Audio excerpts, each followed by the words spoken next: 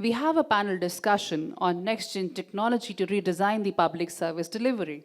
Participating in the discussion, I would like to invite on stage Dr. B.R. Mamatha, IAS Inspector General, Department of Stamps and Registration, Government of Karnataka. May I request Dr. B.R. Mamatha to please join us on stage and request the audience to please welcome with a round of applause. Welcome, ma'am.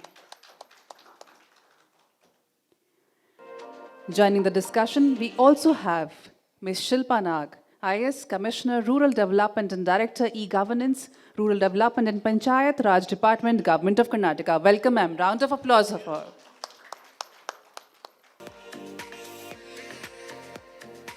Mr. Sunil Panwar, IFS Chief Executive Officer, Center for E-Governance, Government of Karnataka. Mr. Panwar, welcome. Thank you so much for joining us. We also have with us Ms. Preeti Gehlot, IAS Joint Director, Karnataka Municipal Data Society, KMDS. Welcome, ma'am. Thank you so much for joining us. Round of applause, please. She is Joint Director, Karnataka Municipal Data Society, Directorate of Municipal Administration, Government of Karnataka. My apologies, ma'am. We also have Dr. Dileesh Sasi, IAS Director, Electronic Delivery of Citizen Services, Government of Karnataka. Welcome, sir. Thank you so much for joining us. Round of applause, please. Mr. A.V. Surya, IFS Director, IT, Bengaluru Metropolitan Transport Corporation, BMTC. Welcome.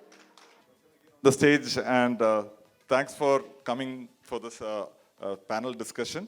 As we set out, just going to ask a few questions to understand a little more on what you and the department have been doing from a technology enablement perspective. So that's going to be the theme of, today, which is the future-ready Bharat, and how do you take that into reality in a state of Karnataka. So thanks for coming over. So I'll have the first question to Mamatha madam. Ma'am, for effective governance, we have seen that it is important that different departments collaborate to bring a common purpose. So if you can help us a little elaborate on how's that been done through your department, and what are the challenges that you face so that we can all understand how is it going. Thank you very much. As we all know, Karnataka has been a forerunner in whatever we've done till date. Having seen the journey of e-governance for over 32 years now in the government, I say we've really come a long way. And to address that question about my own department, it's a department which cannot work standalone. We have to have the collaboration and cooperation of several other departments. For example, the records that we are, my department, when I say I'm in charge, I'm the Inspector General of Registration and Commissioner of Stamps. So we are in charge of transactions. Anything that is brought before us, we transact it. So something has to be put before us. There has to be documents that have to be come to us. The ownership document of a property or some other instrument has to be put before us, so which we transact. So the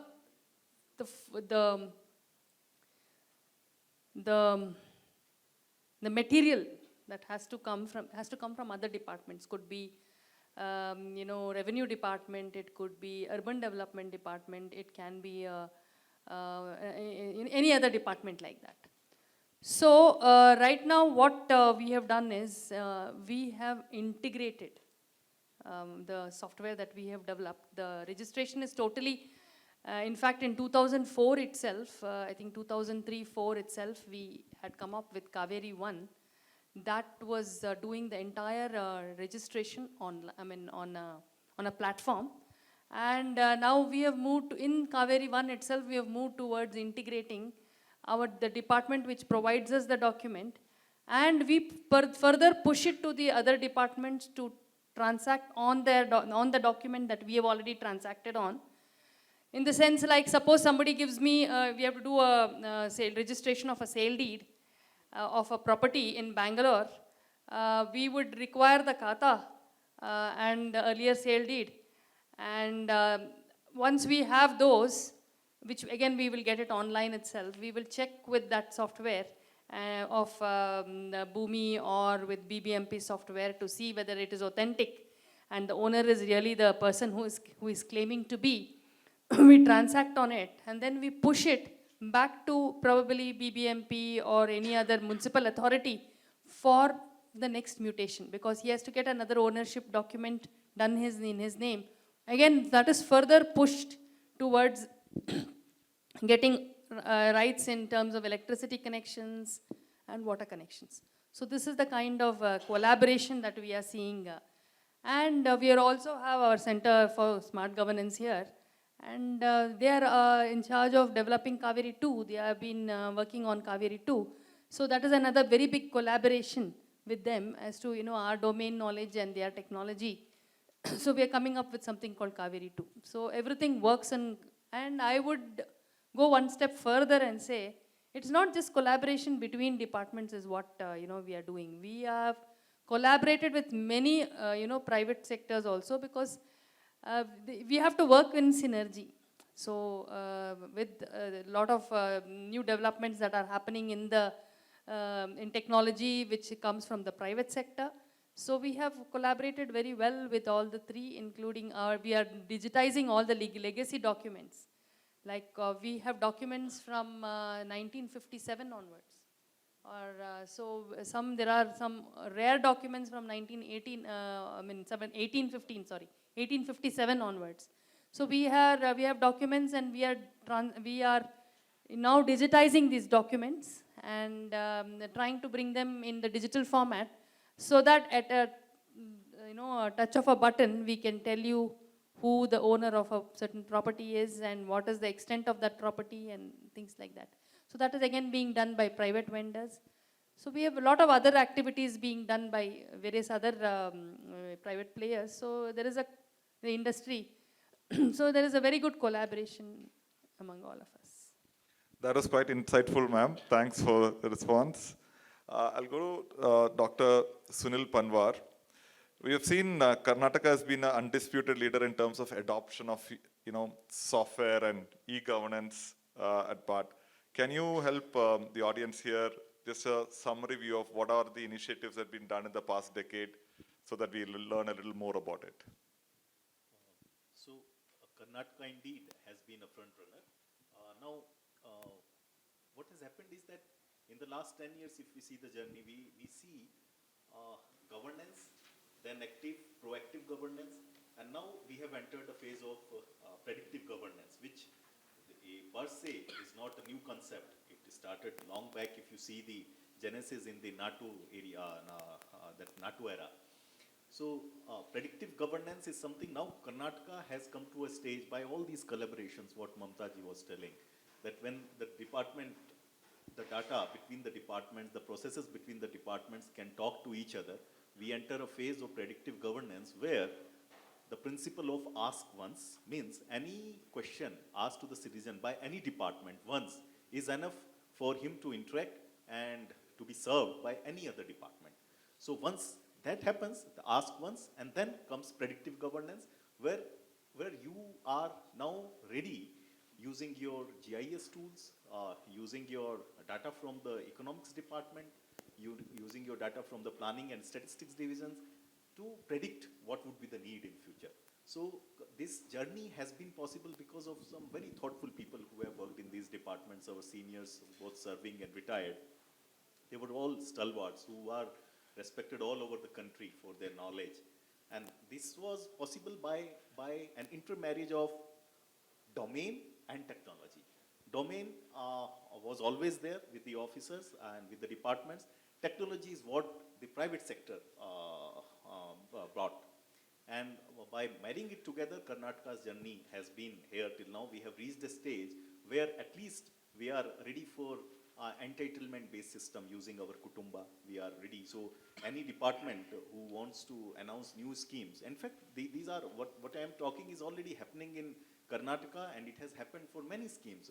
For example, Rayatra Vidyanidhi, CM announced a scheme about scholarships to students with a rural background whose parents are farmers. And after his announcement, within 10-15 days, the whole list was made available to the decision makers that look, these are the people who are probably who need these kind of scholarship, who are eligible for that. So all this is becoming a reality in Karnataka. So the last 10 years journey has been satisfying, but nevertheless, it's not that we stop here.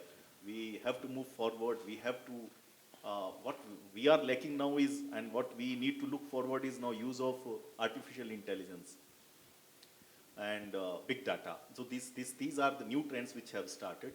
But with existing data collaborations, with existing data pooling at one place, what Charlie ma'am was talking about the data lake, we have achieved something, but still a long way to go. And that is where we would like private sector to pitch in. One, technology. Second, the whole human resource thing. So what the challenge would be availability of human resources. I mean, for all these projects, in all the government departments, like project managers we need people who understand this technology, and in the market there are no such people actually. It's very difficult to get those people. I'm sure private sector is facing such challenges as well, but I suggest, something like use this as an opportunity. You have your bench strength who are, not on any of the projects. Why don't they come and work with us in the sense that they also get to know what government is doing, and it would help each other. Thank you. During COVID, we had this partnership, what you just said, and I've seen many of our tech peers, got together along with the COVID war room to do. So I think it's not just during wartime, it's during peacetime also. We could also get that partnership going for initiatives like this. I'll move to Shilpa ma'am. One of the key tenets in governance is about people-centric approach, right?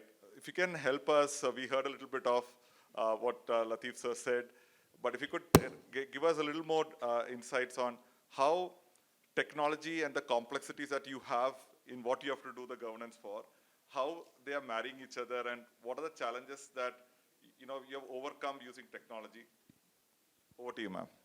Thank you. Thank you for the invitation. We are from the government, and what we do is governance. So governance is nothing new.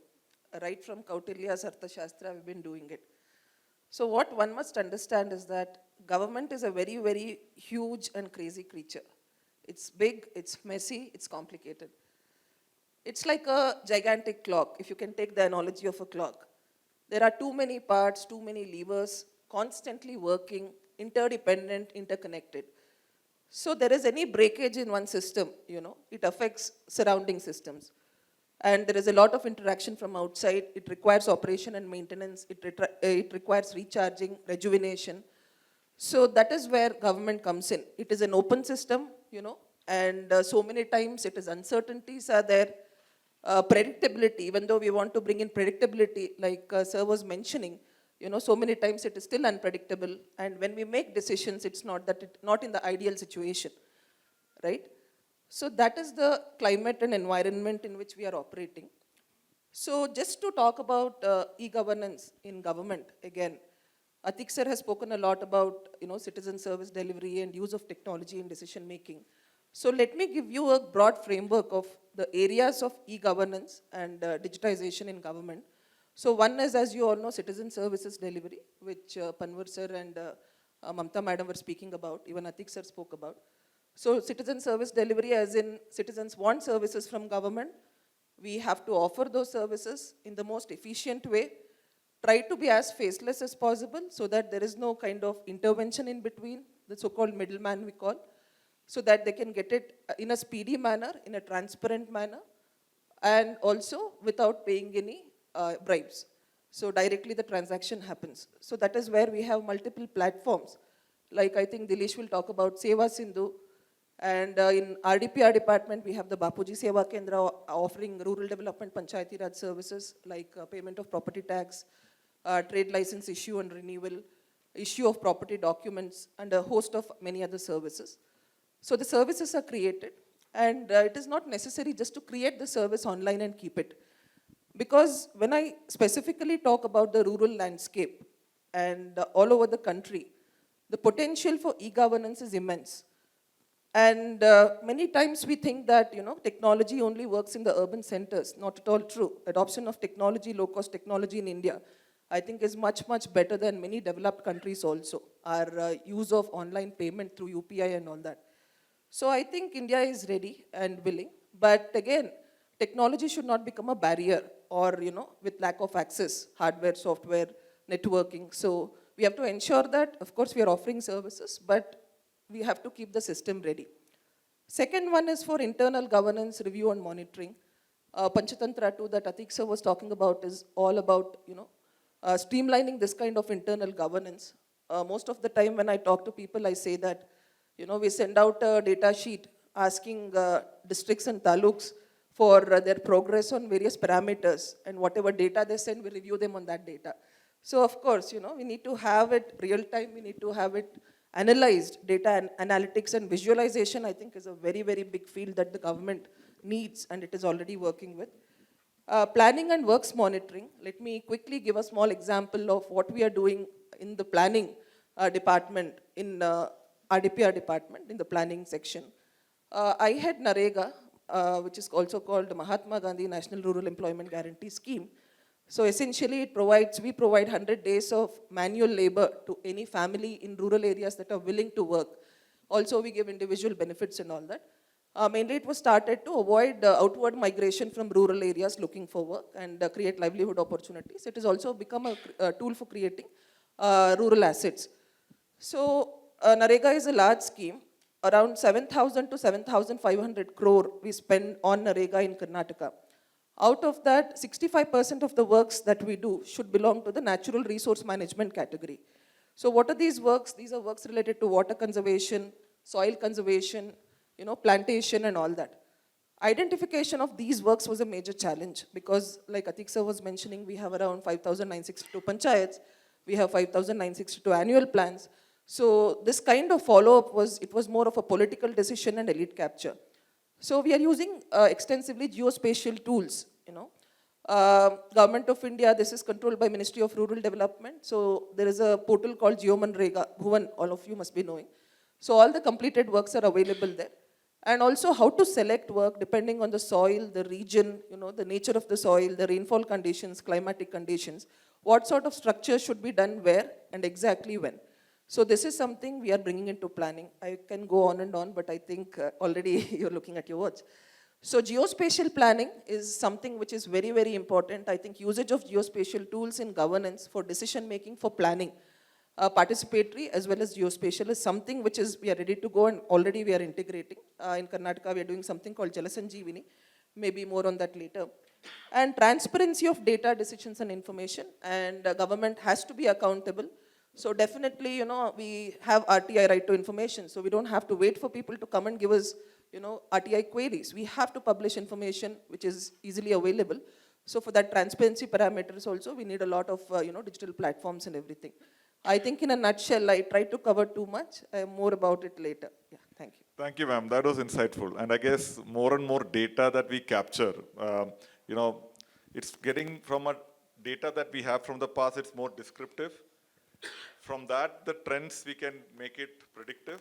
But I guess what will go to the next stage is about being more prescriptive so that you can, for like say you said RTI query can be more, what to answer, and that turnaround time is, the lowest. I'll move on to Surya sir. So this is on, the talk of the town is on the double-decker buses, right? So, we had seen these buses throng the streets of Bangalore in the 70s and 80s, and it went to a halt in 2014. So just give us, what's the thought behind of reintroduction of the double-decker buses? Over to you, sir. Yeah, actually,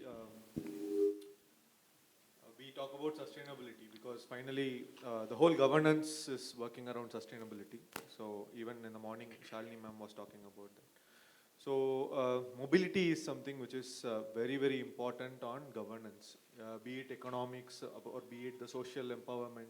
So everything depends on the mobility of your public. So when we talk about mobility, again, how sustainable is our mobility and what kind of the best efficiency that we can do into mobility sector is where the public transportation comes in.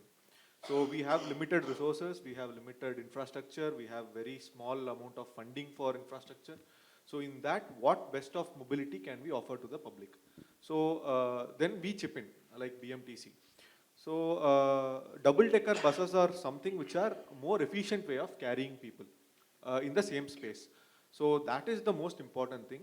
So previously BMTC had double-decker buses, and we also had the articulated buses, the trolley buses, double buses.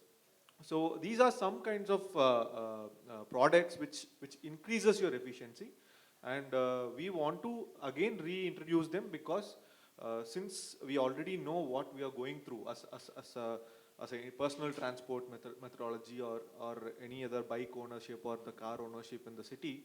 So we are going back to the public transportation way of mobility. So that is the reason why we are bringing these products back to the roads. Yeah. That's great to hear, and I'm sure, we all live in Bangalore, so we know the difficulty of, every day the traffic is increasing. We had a respite during COVID, and, the last 1 year, I think we are back to the roads. So thanks for bringing up such an initiative to introduce it back. I'll move to Preeti madam. Ma'am, we all have been using the ERST online portal. Can you give us a little more details about what are the tenets of that program? How's that been seen by the citizens, and what are the future development that you have for the platform? Yeah, thank you so much for the question. So ERC, basically I'll explain, is a document, is a portal where people apply, and we issue a property document stating that the applicant has paid the tax for that particular year. So that form that we issue, we call that Form 2 or Form 3.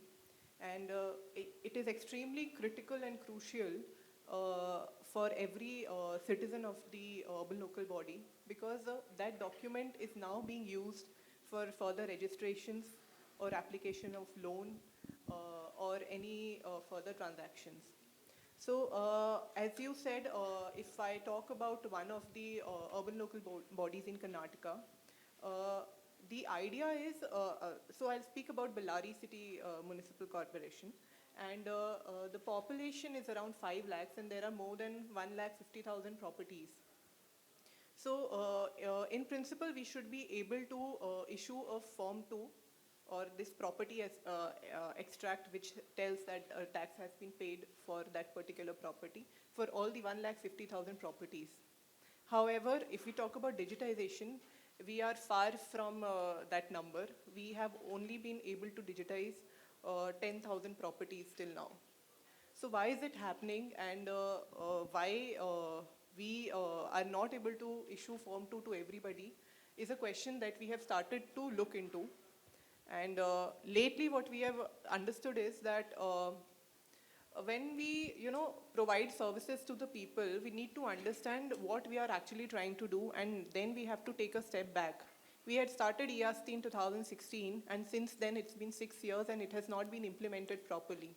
The reason is that we have not been able to reach out to people, and from the state we have not been able to reach out to each of the urban local bodies. So we have more than 315 urban local bodies in Karnataka. And each urban local body, because it's a self-governing body, they are operating in their own space, and monitoring of every single urban local body is extremely difficult at state level. So now what we have started is, we have started calling people from across the state who have the domain knowledge, our bill collectors, our revenue officers who do these work. We have sat with them and we have understood why it is not happening.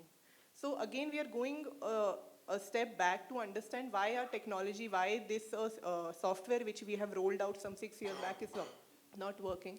We have sat with them and we have understood that, okay, these are the things that we need to do in order to issue all the 1,50,000 Form 2s to each of the owner of all these 1,50,000 properties, if I'm talking about one city. So in that sense, we have now been able to train our people. We have started training our people, all the revenue officials across the state, so that they can work on the digitization of the data. So being very particular about ERST, but in total, if we talk about any software, data is the key. Data is the engine oil which is going to take us forward. So now when we have to give any service delivery, before organizing the data, before analyzing the data, we have to have the data. So in that sense, we are lagging behind. And that is why we are not able to give proper public service delivery. So as Sir said, we have, all of us here, we have been discussing that technology has to take us a step forward. We have to provide citizen services. But this is not possible unless we have our proper database ready with us. That master data, what database is to be collected, why we need that data, what is the purpose, and what we are trying to do is not very clear till date. Unfortunately, that is the reality. Now, it's not that we have not understood it. Karnataka has been a pioneer since more than 20 years now in this field of e-governance. And unlike other states, the rural sector of Karnataka has done beautifully well when it comes to e-governance or providing citizen services. However, in the urban sector, because urbanization is something which is very chaotic, the entire urban development sector is extremely messy. And city mushroom very fast. Population growth is extremely fast. So these are the challenges which we have to understand, and we have to take a step back to why we are not able to give proper citizen services when we talk about ERST. So ERST is a very beautiful software. However, unless we do 100% digitization of all the data, we will not be able to provide the service. Now, one thing which I would like to say is, lately now we have started to work on a citizen module in which citizens will be able to upload all their documents online. Suppose 10 documents are required to obtain the ERST document. They will only be uploading. Once they upload all the documents, it will be cross-checked at our data entry level. Once it is finalized at each level, it will be just moved ahead, and the citizen sitting in Bangalore or in any other city can retrieve that document. So we have already started working on this. Let's see how much time it takes. Thank you. Thanks. That was very insightful and very well said.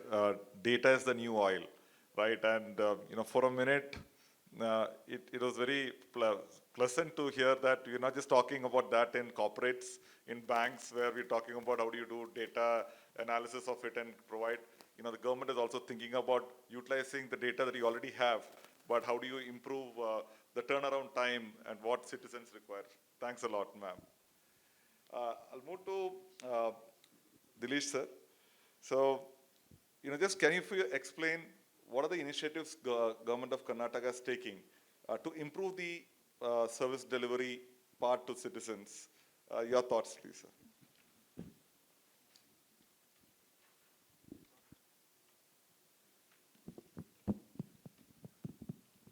Good afternoon, everyone. Thanks for inviting me and thanks for the question.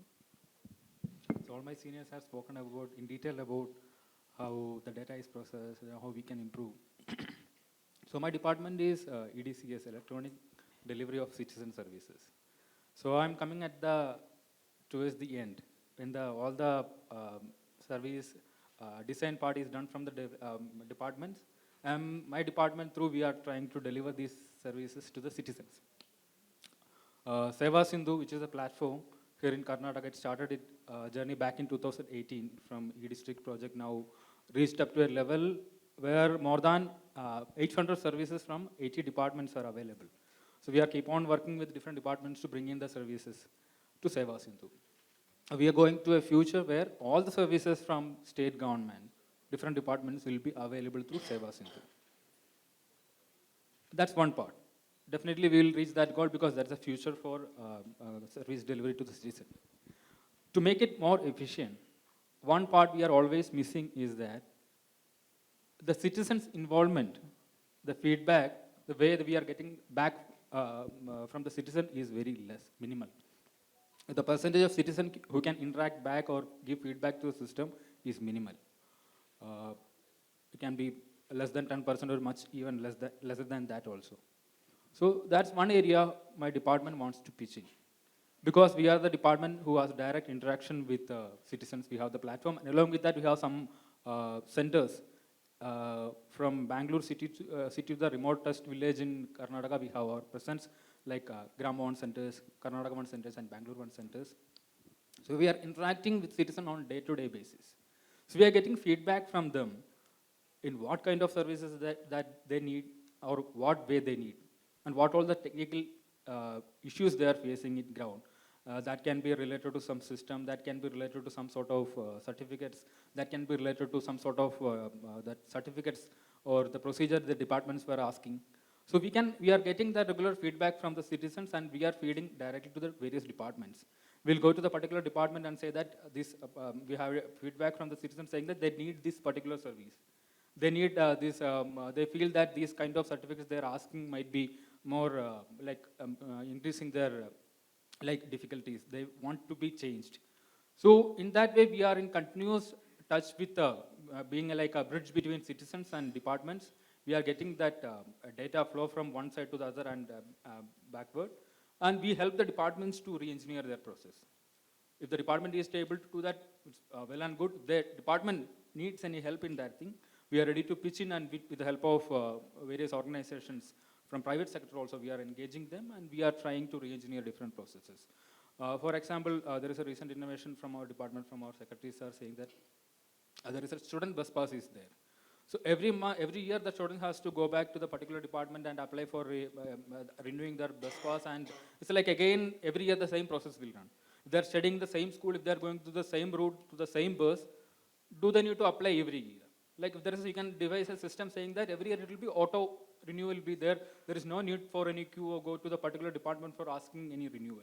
So entire process can be like we can take it to the back end. In the background, things will happen. No one, the time will be saved for both for the citizen and the department. So this is the future of every citizen delivery. That's what we believe. That's where we are working now. Thank you. That's quite insightful. You know, you are like the last mile between what technology different departments are imbibing and the importance of feedback loop, what you mentioned from citizens, so that you can make it, you can re-engineer certain processes, like the bus pass example. You know, there's nothing new that you would probably get if the student is going to use the same route, same school. Thanks for that insight, sir. Ma'am, Mamatha ma'am, back to you. So you briefly mentioned about Kaveri 2, and I guess that's going to be a web-based system. Can you throw us a little more light on what are the improvements that you're bringing onto the platform? What kind of technology that you're adding to it? What do you, ma'am? Why do citizens ever come to government? They only come on two accounts. One is to get what they need to, some service delivery, and for us, grievance.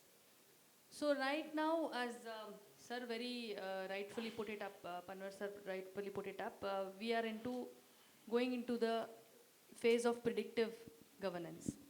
When we are in the phase of predictive governance, we have to get rid of many things that we are doing routinely and which is repetitive. So, and also we are in the phase of participatory governance also. We have moved and we've said now you're a citizen, we used to call them a stakeholder and say you're a stakeholder, you can sit there and we'll do everything and you will be, one of the stakeholders, like a shadow partner kind of a thing. Now we've come to a phase where we say you are an active partner. You have to do everything that you need to do. You have a responsibility to certain things. So now in Kaveri 2, we are giving that participatory kind of a role to the citizens where we will tell him, look, you want to do some registration, you do all the data. Earlier, now what is happening, we do that once he wants, he will bring it and give it to us. We do the data entry also here. We will check everything. We will tell him how much he has to pay. And he will endless wait in our office. Then he will do his little, we require only 3 things from him now. We require only his thumb impression, his photograph, and his iris. He can do the rest. So we are breaking down, in Kaveri 2, we are breaking down registration into phases. One is the pre-registration, which he does. Everything is done by the citizen, including his valuation. He calculates what stamp duty he pays and registration fee he pays, which will be okayed, of course, by our sub-register online. He need not come to our office. Like the Passport Seva Sendra, he will just pick up the date and time in which he will be coming to the office. The registration process happens there, which is just the 3 things which happens in 5 minutes. Then there is something called post-registration phase, where the document is prepared, it's scanned, and it is delivered to him. And that delivery happens online. So he, as a partner, he does his work. Plus, we give him that responsibility of making sure his document is right and everything else is right. And he also receives it at his convenience of his home on a digi platform, or if he wants to pick it up, he can always pick it up from the various places. So this is the way Kaveri 2 will work. So we've allowed him to do his valuation also, so that he knows exactly what he is going to pay for it and why he is paying it also. So that empowerment of the citizen with that knowledge is also done. Thanks, ma'am. I'm sure that will be helpful for a lot of us, who done registration process. Of course, it's really changed from what it was 10 years back. But thanks for bringing up those also to get that validation done. Thanks for bringing those technologies up front. I'll go back to Sunil sir. You also head the Center for Smart Governance.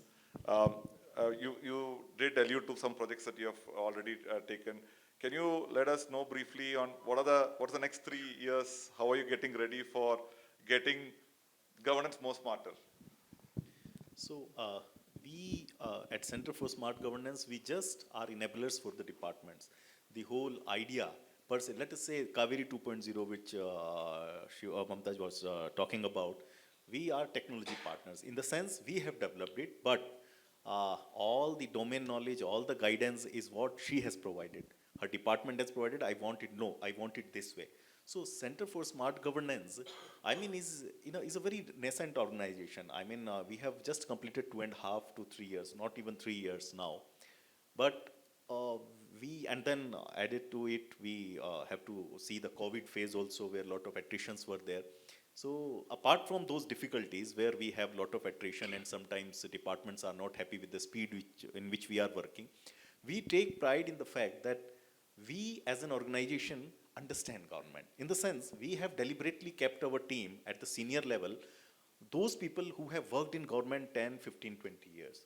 So now we know, because the biggest weakness, even earlier my colleagues were telling, that is government doesn't know most of the times what they want. So there are, insightful leaders who are heading the departments and the B team also. But down below, there is a lot of confusion. So in that sense, so then working with a traditional software development company becomes slightly difficult, because every time a government will keep on changing the requirements. Now, while changing the requirements, a company is bound to undergo expenses. So they ask for a change note, they ask for expenses. And that's why many of our projects have started very well, and then partnerships have ended on a very sour note.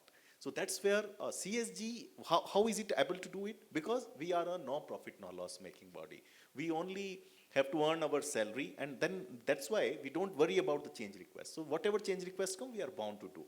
Secondly, adoption of new technology we are able to do. So we have 3 blockchain projects which are delivered. So we are working on artificial intelligence. We are working on predictive dashboards. So in that sense, CSG is a very future-ready organization, I would say. Challenges, yes. The biggest challenges which we face is, again, getting resources. And that's where we are now moving to tier 2 cities, getting people from the campus, even, going to IITs and triple ITs and getting students from there.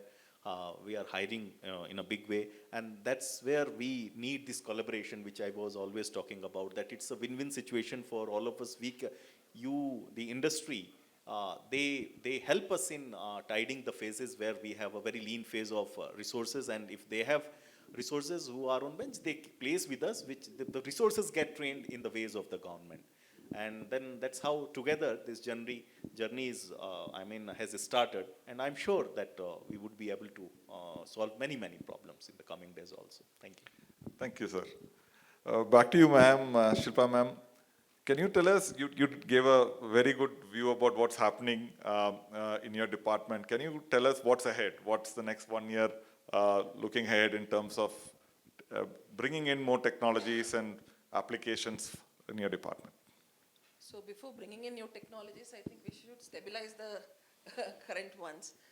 So one of the major challenges, like I was mentioning in government, is departments operating in silos. At the end of the day, we all work towards one common objective, that is the welfare of the citizen. So what services they need, what do they need from the government, basic infrastructure that they need, so dispute resolution. So every branch of the government works towards the welfare of the citizens. But I think for RDPR and for any other department, it is always challenging because everybody is thinking, okay, I have a problem in my department. I want a mobile application. I want a software platform. And that is why I'm building this. But again, this is becoming like a multiplicity of sort of platforms. And for the citizen, it is very confusing.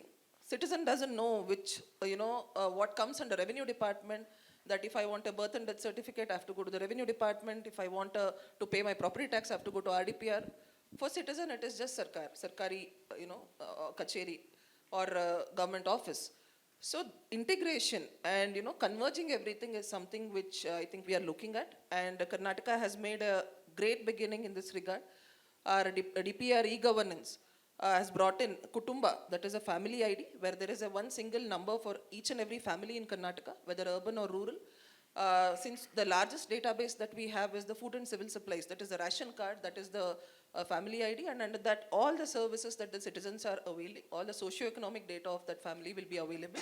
And this is given to departments whenever, for RDPR, I want citizen data, I don't have to freshly collect it again. I can just request Kutumba to give me that data on a query basis, and I don't even have to store it in my server. So KSDC, all the departments are hosting their softwares in KSDC, Karnataka State Data Center. So that way I think Karnataka has made a good beginning before even other states in convergence and avoiding duplications and all that. For RDPR, our prime focus is to stabilize what we have done. And it is not just a technological solution or a technological problem, it is a culture problem, attitude problem. So you must be remembering that during the 90s, when we had computerization, we used to call it computerization of public sector banks. There was a lot of protest. People thought that computers will replace human beings, and that is why there was a lot of strikes and everything. So there is a status quoist culture. I'm not just saying it is in government, everywhere. So change is difficult. So this entire change management, bringing people together, making people own the technology, it is not, something that the state headquarters has done that you're forced to use. But it is something which will help you do your job better in a much more efficient manner, not just for the citizen, but also to the internal employees that we have. So bringing about this change, capacity building, hand-holding, streamlining, it will take some time, and once it stabilizes, definitely the rewards are numerous. So hoping that, we can take it in the right direction. I'm also confident that that will happen. Absolutely. Coming back to Surya sir, we have seen, you did explain about double-deckers helping mobility, but we've also been very pleasantly happy to see the electric vehicles coming out, at least in Bangalore, right, to make mobility even more sustainable. What's the government's initiative in that part, and what's the expansion looking like?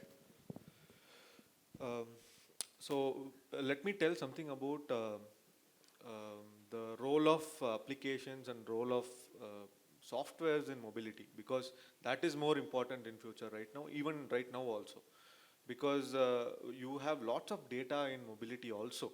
So starting from your student passes, number of students who are using those, and conductorless travel, that is still a dream in India, because we don't trust people. So the start has happened in Bangalore already. So we have recently launched the digital passes.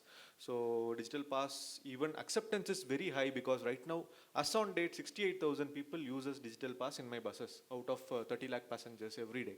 So it is a good number to start with.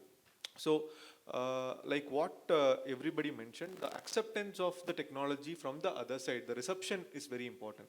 So when the people start asking, then we will keep on delivering. So that is something there. With respect to mobility, what is happening right now is there is a huge industry revolution happening with respect to EVs coming in, and also big data coming in, because everything has data involved in it, even starting from your battery capacities, the usage of battery. So what is the level of usage of battery for every kilometer run, the kilowatt hours. So everything is going and getting stored in the vehicle telematics, and all those diagnostics are happening in the background. So either it can be a cloud-based analytics, or either it can be a big data analytics. So those are the things which are still in a nascent stage, where companies like us, big companies like bus fleet owners like us, are more interested in analyzing and also making decisions on. So for example, the usage of diesel and how to efficiently use the diesel. So diesel analytics is very important, and also the passenger analytics is very important. What kind of socioeconomics is there in the passenger counts? How many females, how many males? Because in various states, the female rides are free. But in Karnataka, we have not done that yet. So we have to understand what will be the plus and what will be the minus. So all these is data driven. So these are the things which we are still lagging behind, that we need to invest on the data, and then to build on the mobility sector as a sector itself. So because like what I said, public transportation is something which is the future, and the major challenge which you also face, everybody else face here, is the first mile, last mile connectivity. Even that also can be shared, because if you have a proper data flowing through, if you have a proper integration with the private participants with the data which I have, so then the data policy comes in. So these are some things which are there, which we in next 2-3 years, which we need to invest on, which we need to work on. Oh, that's absolutely, I think that will be good for everybody, right? For government, for citizens, for, future citizens of the city, because you get attracted to all of these investments coming in. Great to hear about that. Preeti ma'am, we heard a lot, and you did describe about the initiatives there. What's the future? What are the new technologies or innovations that you are trying to bring in your department? So as Shilpa ma'am said, rather than focusing on the new technologies, we need to stabilize the current existing system which we have already in place. So when we talk about technology, it's like it's not bringing out an application or launching a new software. It's just that first we have to understand what we are trying to deliver to the people. So whenever we launch or whenever we roll out any new initiative, which is an IT or e-governance initiative, we have a certain criteria or mandate for that application. Suppose if it is about payment of taxes, why I'm doing it online? Because I need it to be faster, or I need it to be transparent, and I need to give proper service delivery to people. So all these mandate, whatever the mandate was in the beginning while launching or rolling out of the applications, those are yet not fulfilled.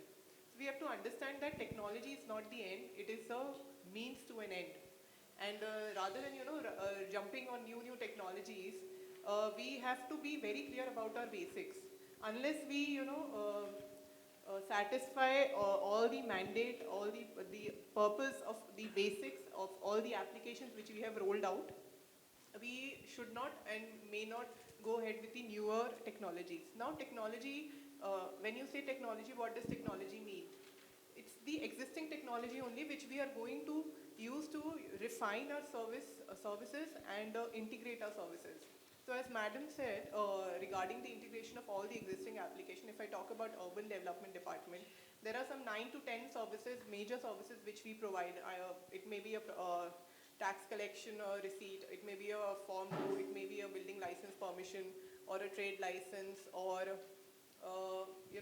we have all these other permits like advertising and all that. So the idea is now for the next few years, what we are planning is to integrate all these applications and link it to one unique ID. Like if I am a property owner X in this city, this is the data about my tax collection, this is the data about my property, this is the history of my transactions, and this is about my trade license, and so on. So this is what we are trying to do is, so our primary focus is now on public service delivery and making it more transparent and efficient. So one area which we are now working on is enhancing our resources. from all the ULBs. So one major part of all the urban local bodies is that these are self-governing bodies and they have to raise their own resources. So resources means I'm primarily focusing on the financial resources, and that is the taxes. So it's not that we are going to raise taxes, but what is our potential? Are we actually helping people? We are just collecting it from a small chunk of people. We are leaving out many people. We are not able, and because of that, we are not able to deliver to the people. So this is what we are trying to do in next 2 to 3 years, and we are extremely positive about it. And luckily, as Madam also said, and other people also agree, we don't work in silos. Otherwise, it is never going to, fructify into the target or the objective which we are working for. So we are now working with Center of E-Governance, Center of Smart Governance, who are proactively helping us with the future initiatives. Thank you. Thank you, ma'am. Sir, Dileesh, sir, you did tell us about how you have been the interface to the citizens. What more technology are you thinking to bring in the future years?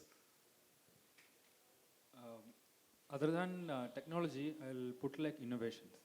Because the core job of government is always not about technology, it's about service delivery.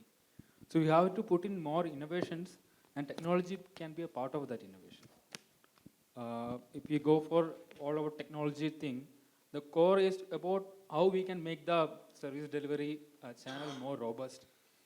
For me, like making a process where 8 steps are there, making it to 2 steps with the same efficiency, it's an innovation. So technology is helping in that. I'll be more happy about that. So I think technology can be a tool which can be a part of the innovations that can help in service delivery to the citizens. And always about the right use of technology also. So you don't need to use drones to deliver the certificates physically to a person if you can push it to his DigiLocker, if he is ready for that. So it's always about the right use of technology at the right place also.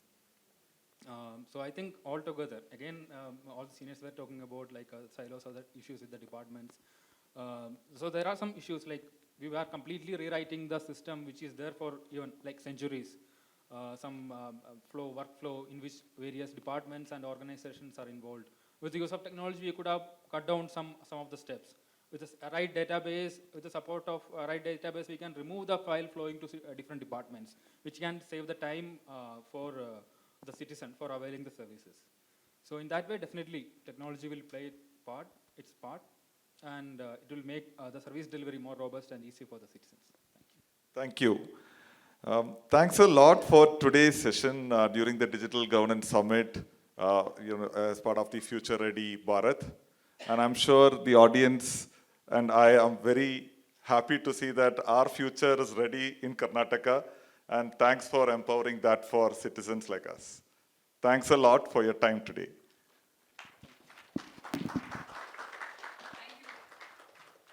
Thank you to all the panelists, and may I request you to please stay for one more minute as I request Dr. Ravi Gupta, CEO and Editor-in-Chief, Elets Technomedia and eGov Magazine, to please join us on stage and present a small token of appreciation to our esteemed panelists. We begin with Dr. B.R. Mamatha, IAS Inspector General, Department of Stamps and Registration, Government of Karnataka. Ma'am, if you could please step forward. Ladies and gentlemen, a round of applause, please. Thank you, Mr. Chani. Thank you so much for wonderfully orchestrating this session. Please step ahead and...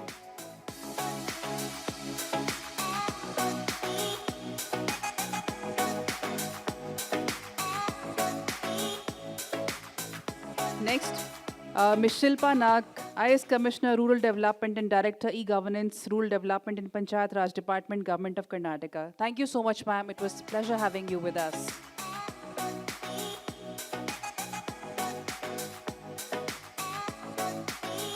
Mr. Sunil Panwar, IFS, Chief Executive Officer, Center for E-Governance, Government of Karnataka. Thank you so much, sir.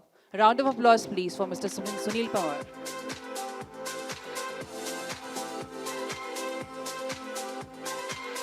Ms. Preeti Gehlot, IS, Joint Director, Karnataka Municipal Data Society, Directorate of Municipal Administration, Government of Karnataka. Thank you so much, ma'am, for being here with us. Round of applause, please.